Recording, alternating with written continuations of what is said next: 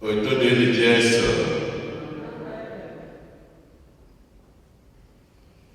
Taa ka nke iri na abụọ n'oge na-adịghị n'emume afọ nke mbụ n'arọ ụka. Igbo Catholic Community ji obi aṅụrị ekele ezinụlọ anyị niile na ndị ọbịa niile anyị na ha ga-achụ aja Maasị tata. Na aja nke Maasị tata,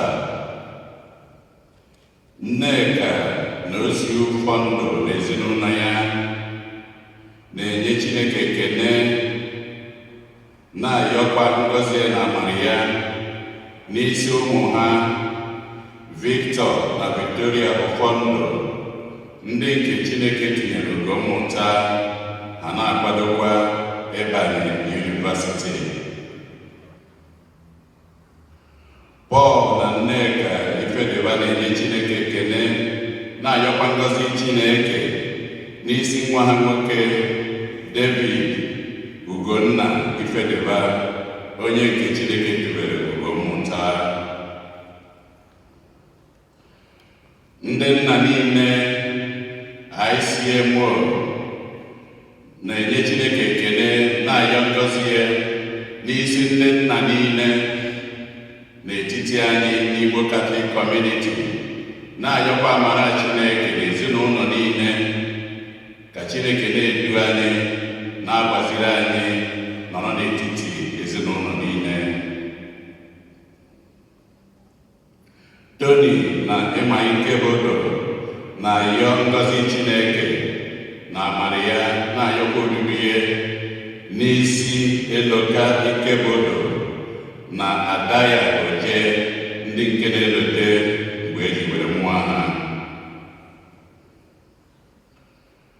Ndị Knights of St.John International na ndị ladies ha na-ayọ nchekwaba Chineke ka esi na COVID-19 were pụta, were na-ayọkwa ka nsogbu COVID-19 ka ọ gwụ ọsịsọ, na-ayọkwa maka ndị niile nwụrụ n'ime ihe, ka Chineke na mkpụrụ obi ha na ndokwa.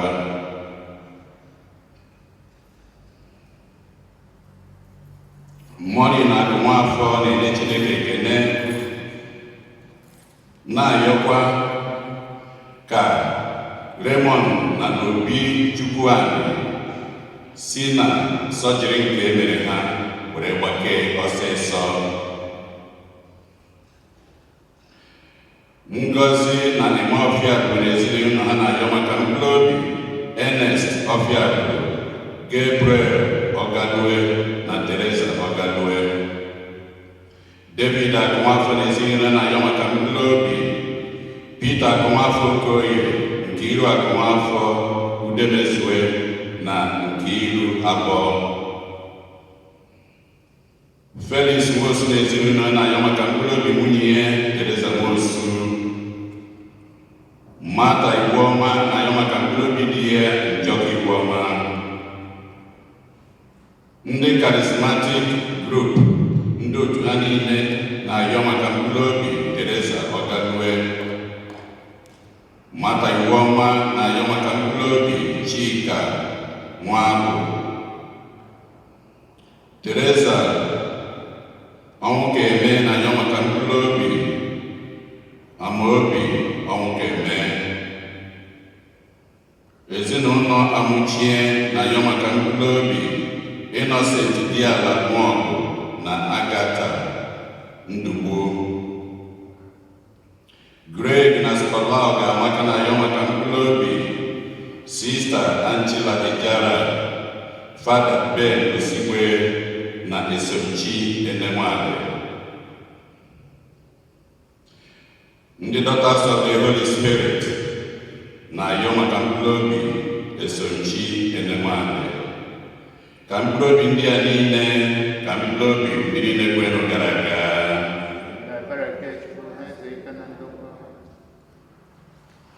Onye isi nchụaja na aja nke Maasị tata bụ ụkọchukwu anyị Jude Umeobi. Kịta ka anyị were aṅụrị n'okwukwe jikọta ọnụ na okwukwe.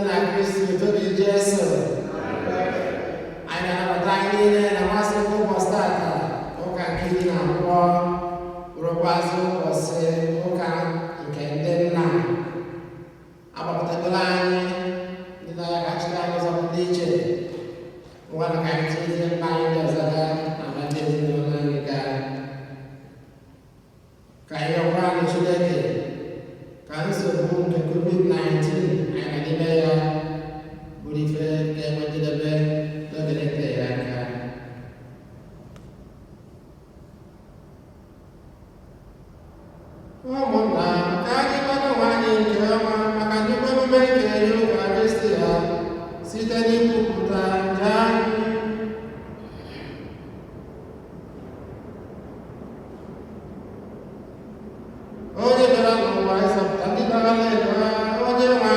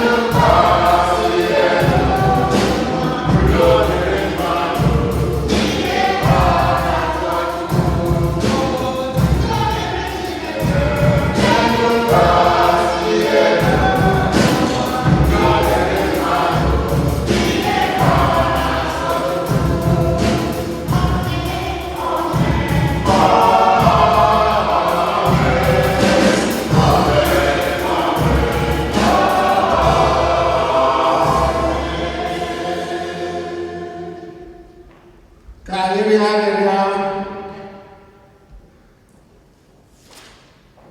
dịwanụ mee ka anyị na-atụrụ aha gị n'isi egwu na-ahụ gị n'anya mgbe niile maka na enweghị mgbe ị na-ahapụ iduzi ndị iguzosiri ike n'ịhụnanya gị site na ndị nwere anyị Jesu Kristi nwa gị onye gị na-adị ndụ na-achị ịdịkwa n'otu nke mmụọ nsọ Chukwu site n'ụwa tupu ụwa niile. Amen.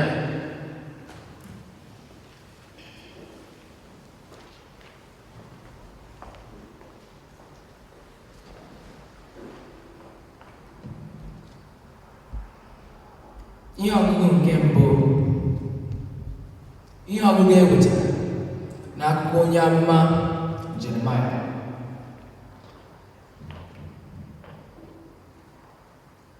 Jeremaya kwuru sị, n'ezie anụla m izu ọjọọ nke ọtụtụ mmadụ na-agba megide m sị, egwu dịkwa n'ebe niile, bagide ya ama ka anyị bagide ya ama. Ndị niile mụ na ha dị na mma na-eche mgbe ọbụla m ga-azọ ha ego daa. Eleghị anya ọnya ga-ama ya, anyị enweta ya bọọrọ onwe anyị ọbụ ihe o mere anyị. Ma onye nwe anyị nọnyere m dịka oke dịka ọgụ. Ndị na-ebuso m agha ga-asọ m ọgụ. Ha agaghị eche, ha agaghị emeri. Ihere ga-eju anya n'ọdịda ha wee butere ha oke ọgba aghara dị ebi ebi nke anaghị echefu echefu.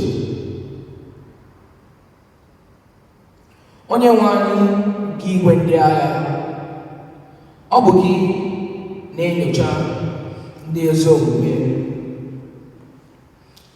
Gị bụ onye ahụ na-enyocha uche n'obi mmadụ. Kwee ka m jiri anya hụ ọbụ ị ga-akpọkọta ha,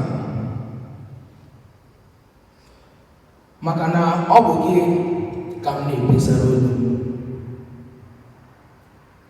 Kwere onye nwe anyị ukwe, tụọ onye nwe anyị, maka onye nwe anyị agbapụtara ndị ume obi n'aka ike nke ndị ajọ omume. Okwu nke osebụlụwa.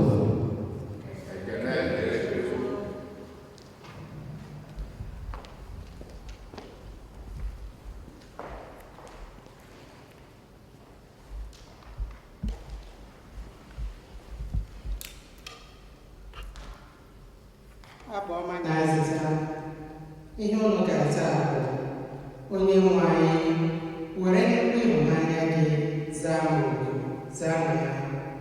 Onye nwe anyị were nnukwu ịhụnanya gị zaa m oku. Onye nwe anyị were nnukwu ịhụnanya gị zaa m oku. Onye nwe anyị, onye nwe anyị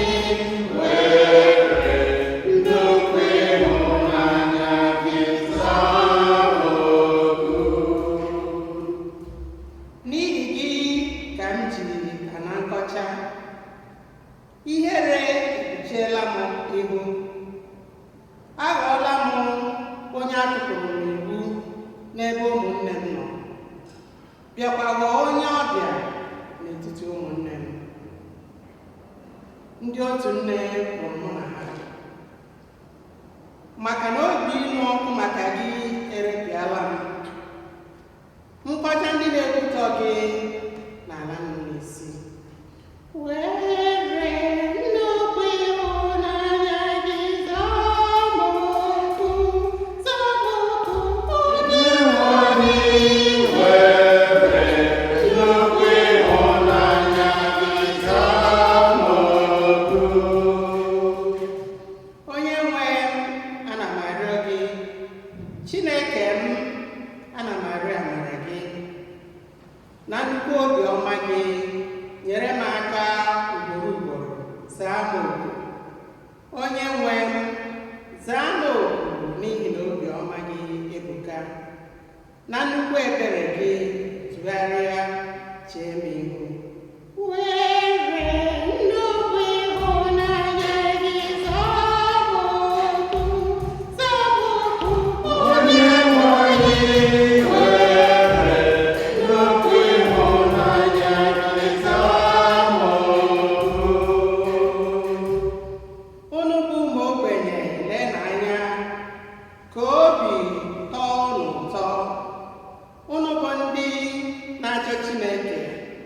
Ka obi unu jupụta na aṅụrị, maka na onye nwe anyị na-anụ olu ụmụ ogbenye, anya ya anaghị apụ apụ na ndị nke ya eji n'agbụ. Ka eluigwe na ala too ya, ka osimiri na ihe niile na-emetụ ụṅara n'ime ya too onye nwe anyị.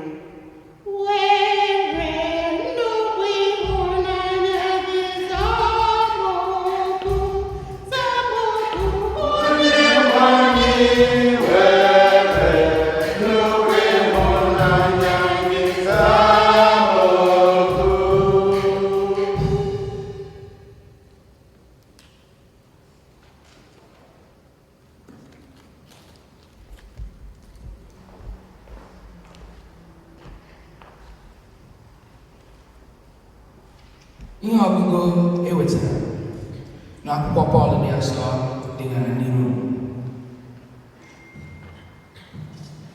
Dịka njọ si n'aka otu nwoke wee bata n'ụwa, ọnwụ sokwa na njọ pụta. Otu ahụ ka ọnwụ si rute mmadụ niile, maka na onye ọbụla emeela njọ. Njọ anọọla n'ụwa ogologo oge tupu inye iwu, ma ebe ọ bụ na iwu adịghị, o nweghị onye nwere ike ibo ebubo na o mere njọ nke imebi iwu.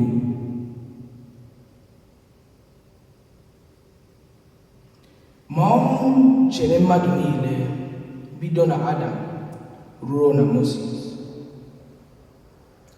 Ọbụladị na njọ ha abụghị imebi iwu dịka nke Adam.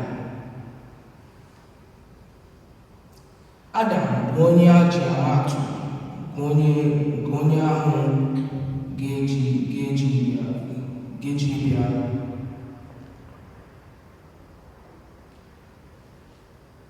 Ma mere e nyere jiri ihe buru ibu karịa ọdịda Adam. Ọ bụrụ na o were anya na mmadụ dum sitere n'ọlụlụ otu nwoke ahụ nwụọ, ọ kara ahụ anya na nke amara Chineke nke sitere n'aka otu nwoke ahụ bụ Jesu Kristi bịara rute mmadụ niile dịka onyinye zuru oke e nyere na nkịtị.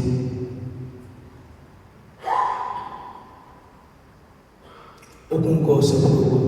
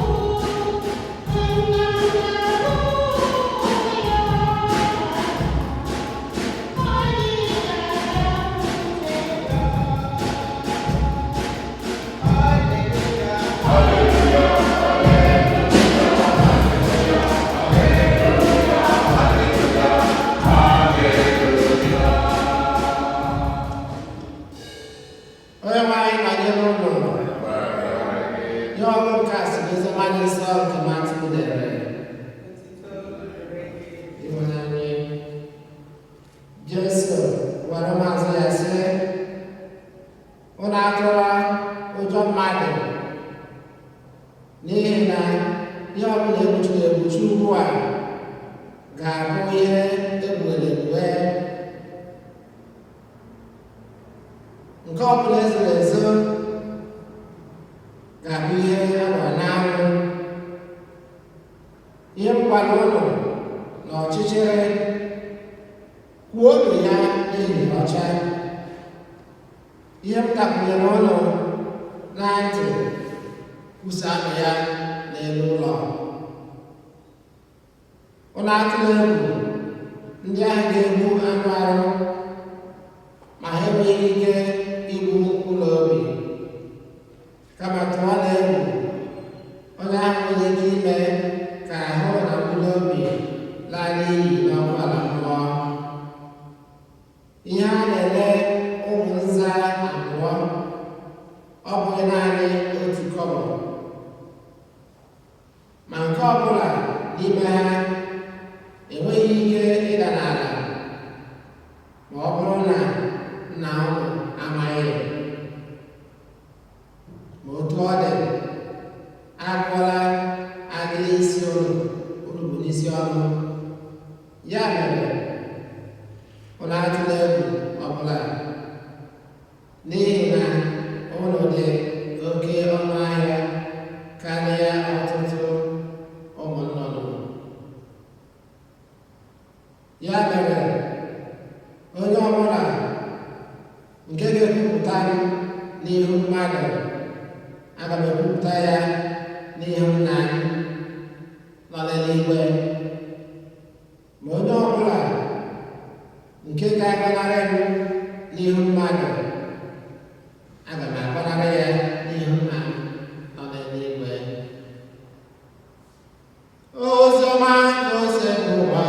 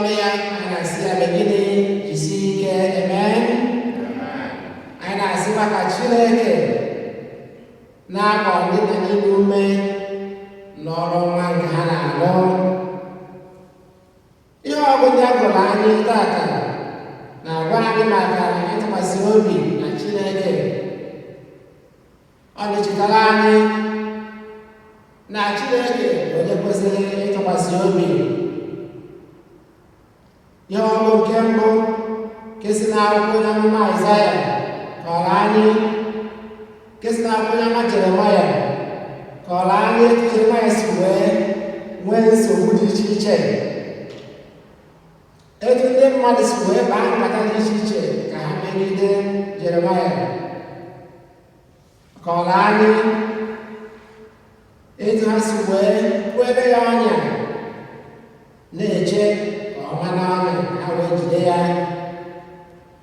Ha na-eche ka Jeremaya zọọ ya ụkwụ ka ha wee mee ya akaji mebinaa ya. Ihe ọgwụgwụ a kọrọ anyị etu ndị mmadụ si wee chọọ imegide onye aka ya kwụ ọtọ, imegbu onye na-enweghị ihe ọjọọ ọbụla o mere. Mana dịka ihe ọbụ si gwa anyị, Chineke zọpụtara Jeremaya na nsogbu ndị a niile.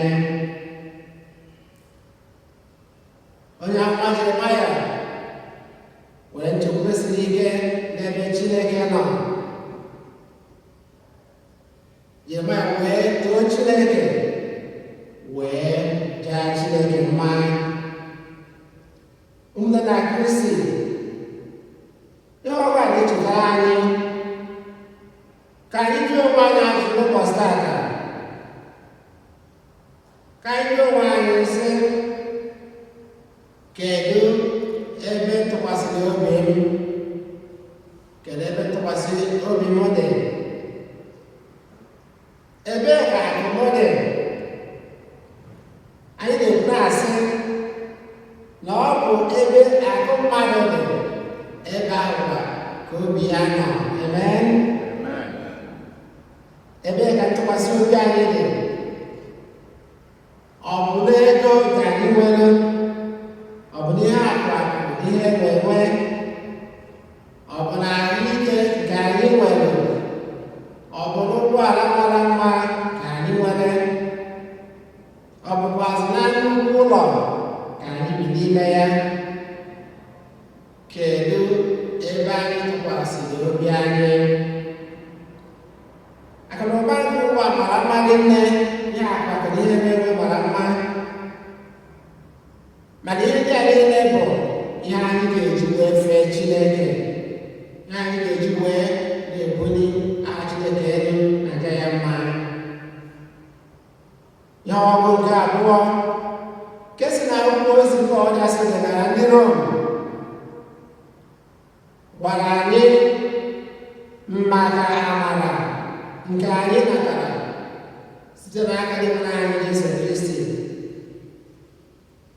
Ihe ọgwụ a gwara anyị na ọ bụ ezie na mmehie sitere n'aka ndị nna anyị izizi wee bịa, mana amara na nzọpụta si n'aka Kristi wee bịakwa. Chineke azọpụtago anyị site n'aka Jesu Kristi, ya bụ na ntụkwasị obi anyị ga-adị n'ebe Chineke nọ oge niile. N'ozi ọma nke Matiu ka a gụrụ anyị tata, Jesu kasiri ndị ụmụazụ ya obi nne, ọ kasịkwazịrị ndị niile na-eso ụzọ ya obi. Ọ gwara ha sị ka ha ghara ịtụ ụjọ, ka anyị ghara ịtụ ụjọ, ka ha ghara inwe nkoropụ obi. Ọ gwara ha ka ha nwee ntụkwasị obi n'ebe Chineke nọ. Iji wee kasie ha obi, Jesu gwara ha na agụọla ale ntutu isi ha ọnụ, ya ka ha hapụ iji ụjọ wee bili. Ụmụnne na Kristi, ọ bụ ofu okwu ahụ ka okwu nke Chineke na-agba anyị n'ụbọchị tata. Ofu okwu nkasi obi ahụ ka a na-enye anyị ka anyị nwee ntụkwasị obi n'ebe Chineke nọ, n'agbanyeghị nsogbu nke ụwa anyị nwere ike nọ n'ime ya, n'agbanyeghị ihe anyị na-agabiga, ka ntụkwasị obi anyị dị n'ebe Chineke nọ.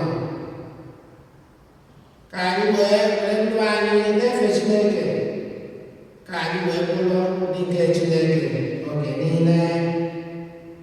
Ekpere anyị n'ụbọchị taa wee bụrụ ka amara na ngọzi nke Chineke na-anọnyere anyị oge niile ma na-ebukwa anyị oge ncha site na Kristi Onyenwe anyị. Amen. Ugbu a ka anyị kwụsị ọtọ wee kwupụta okwukwe anyị.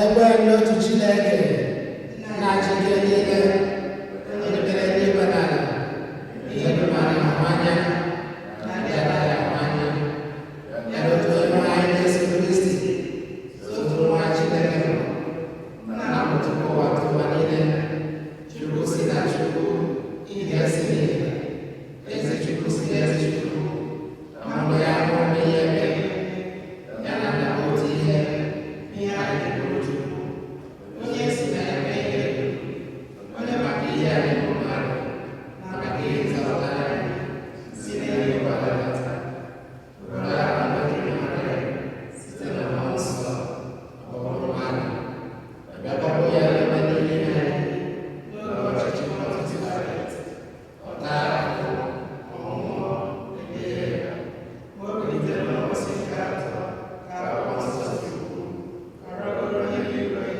ọrụ n'aka nri, ọ ga-abịaghachi ọzọ n'ebube ya, ikpe ndị dị ndụ na ndị nwụrụ anwụ ikpe, onye ọchịchị ya na-enwe njedebe. Ekwenụ na Mmụọ Nsọ, onye maara ihe niile, onye si na nna na nwa pụta, onye na-esi ekwuru ekwudo ya na nna na nwa, onye si na ndị amụma kwuo okwu. Ekwenụ n'otu Timosi Katọlik na Apọstọlik, ekwuta m otu baptizim nke ọbara aja, ana m atụ anya mbilite n'ọnwụ ndị nwụrụ anwụ na ndụ ọbara aja. Amen. Ebere ka anyị bụ ndị kwerenụ nne na Kristi gwara ka anyị ọsa Chineke mgbe anyị gaa. Maka ndị niile a kpọrọ n'ọkwa dị iche iche maka iledo ụka nke Chineke anya, ndị na-arụ ọrụ ịgbasa okwukwe n'ebe niile, ọkacha na mba ndị na-achọ ezi okwukwe nke Chineke, ka ha nọgidesi ike n'eziokwu nke Chineke oge niile. Anyị arịọ gị dị nwere ahụ. Maka ndị nọ n'ọkwa ọchịchị nke ndị ọha mmadụ, ndị na-ejere obodo ozi n'ụzọ dị iche iche, ka Chineke na-edu ha ma na-akpalite mmụọ ha ka ha na-achọ ụzọ nke udo, eziokwu na nke ikpe ziri ezi oge niile. Anyị arịọ ndị nwere anyị. Maka ndị niile na-achọ ọrụ ga-akwụ ụgwọ ga-ezuru ha na ezinụlọ ha, ọrụ nke na-akwalite ugwu na nsọpụrụ nke mmadụ, ka ebere Chineke zute ha, ha na-egosipụta ịhụnanya Chineke n'oge niile. Anyị arịọ gị nwere anyị. Maka ndị na-elekọta ụmụntakịrị, ndị agadi na ndị ọrịa na ezinụlọ ha, ka Chineke na-agba ha ume, na-agọzi ha n'ọrụ ọma ha na-arụ. Anyị arịọ gị nwere anyị. Maka ndị ọgbakọ okwukwe anyị na ndị niile kpebiri iso Kristi, ka Mmụọ Nsọ na-edu ma na-agbaziri anyị mgbe niile. Anyị na-agba mbọ ime ka ndị ọzọ na-ahụ ihu Kristi n'ime ndụ anyị. Anyị arịọ gị nwere anyị. Maka ndị nwụrụ anwụ, ọkacha ndị dị anyị n'obi na ndị anyị na-echeta n'ụzọ pụrụ iche na Mass taa, ndị nwụrụ n'ọdachi dị iche iche, ka ha keta oke n'ebere Kristi onye hụrụ ha n'anya. Anyị arịọ gị nwere anyị.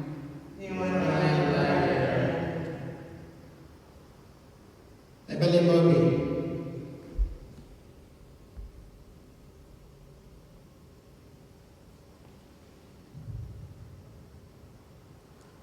Ka anyị yọọ Nneke Chukwu anyị ngọzi maka ịkara anya ya site n'ikwe. Maria ile anyị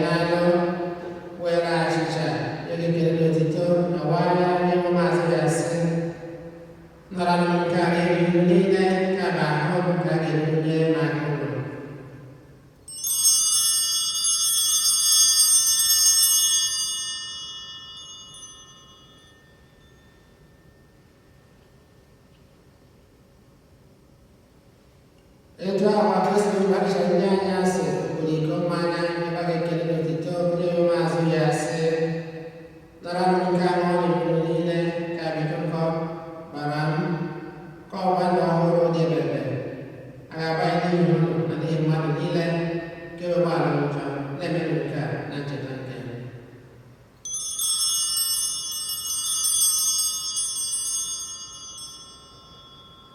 Lezigbo matụrụ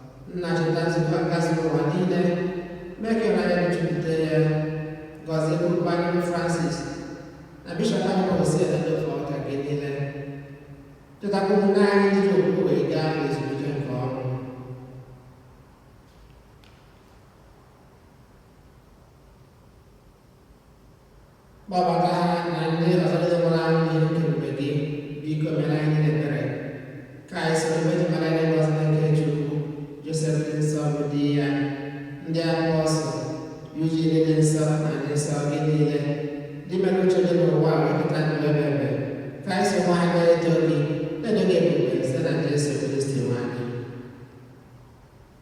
ihe niile ekere na-eso ya bụ Kristi na-esikwa n'ime ya na n'aka ya na-edeba n'otu nke mmụọ nsọ na-enye ezigbo Chukwu nna jike niile sọpụrụ na otito niile site n'ụwa tụ ụwa niile.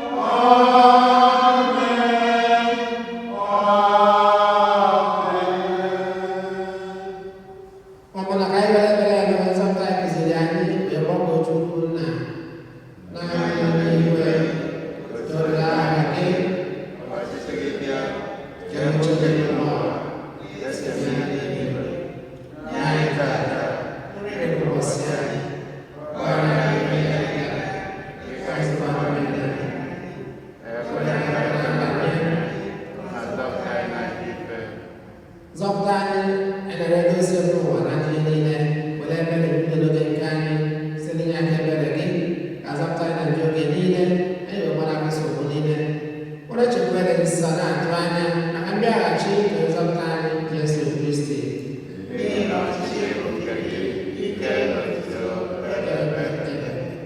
onye nwe anyị Jesu Kristi bụ ndị apọstọl gị udo ka na-ahapụ n'ụlọ udo nke m ka m na-enye ụlọ elegbara anya nje anyị kama lekwasị anya n'oge nzukọ gị nye ya udo na ịdịkwa n'otu mgbe niile uche gị siri chọọ gị bụ onye dị ndụ na-achị ebe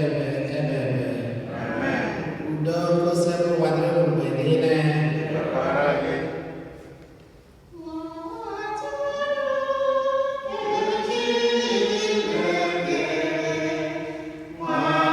Thank you.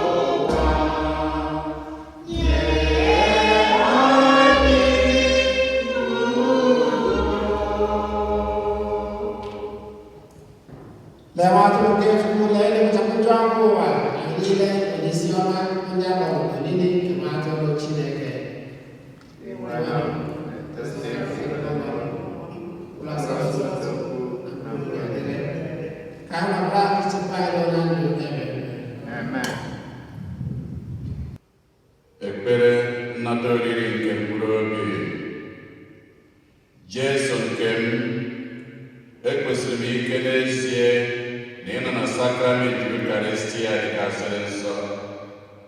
Ahụrụ m gị n'anya n'obi m niile karịsịa ihe niile. Maka ihe ịhụnanya nke a, njọ m niile na-ewute m n'obi nke ukwuu. Arịọ m gị mgbaghara maka ha niile. Ọ na-agụsị m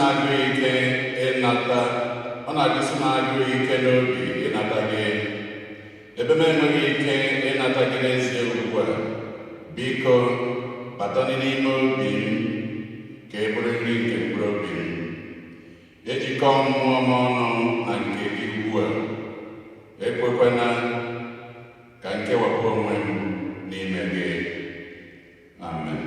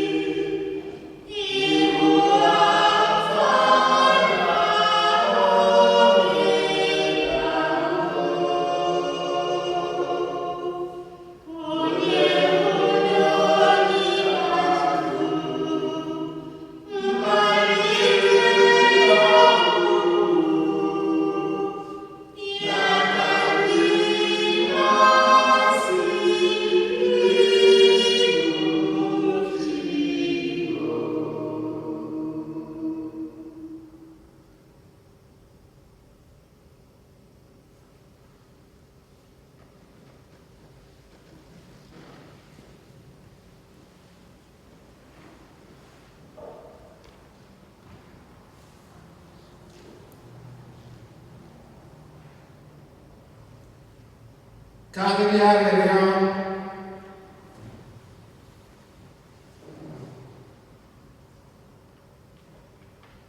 dị nwelu ị na-enye anyị ahụ na ọbara gị dị oke ọnụ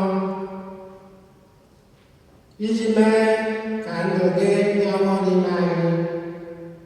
Si n'obiọma gị mee ka nke anyị na-eketa n'ihe omume gị dị nsọ ugboro ugboro wetara anyị nzọpụta n'uju site na Kristi Onyenwe anyị. Amen.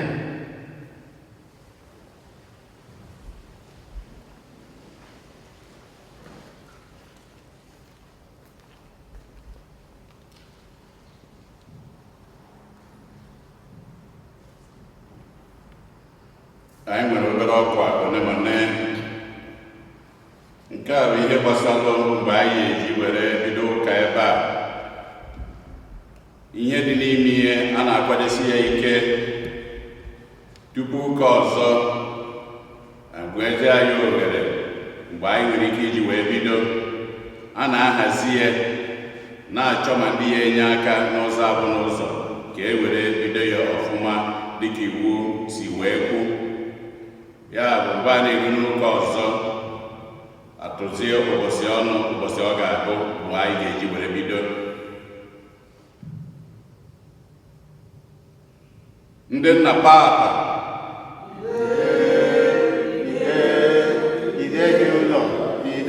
ndị nna papa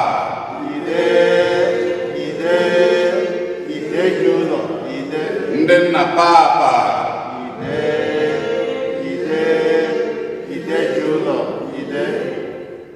ụnụ bụ ideji ụlọ, isi ezinụlọ ka ụnụ bụ. Isi afọ wee kwawa okpu kere ndị ọ bụ ndị nna. Anyị na-ekene ụnụ niile, ndị nne obi dị ha ụtọ ụmụ ụnụ niile, ha sị ka anyị kene ụnụ. Anyị wee na-asị ụnụ jidenụ ka ụnụ ji Happy Father's Day.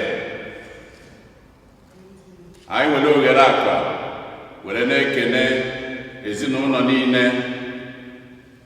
ndị niile anyị na ha kara ụka tata, wee na-ayọ ngọzi Chineke na amara ya n'isi unu niile.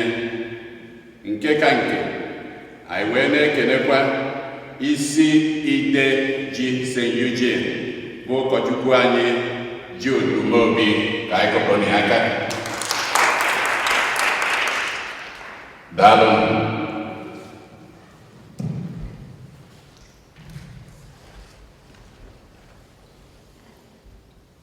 Anyị na-ekelekwa mmadụ niile bụ ndị sinyere anyị na mmasị ụbọchị tata, wee na-ekele n'ụzọ pụrụ iche ndị nna niile na ụbọchị pụrụ iche bụ ụbọchị nke ndị nna.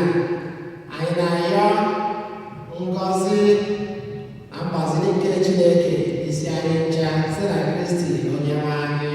Amen. Onyenwe anyị nọnyere unu. Ka Chineke niile gọzie unu, Nna na Nwa na Mmụọ Nsọ. Amen. Misa kwụsịgo ka anyị gaba n'udo. Amen.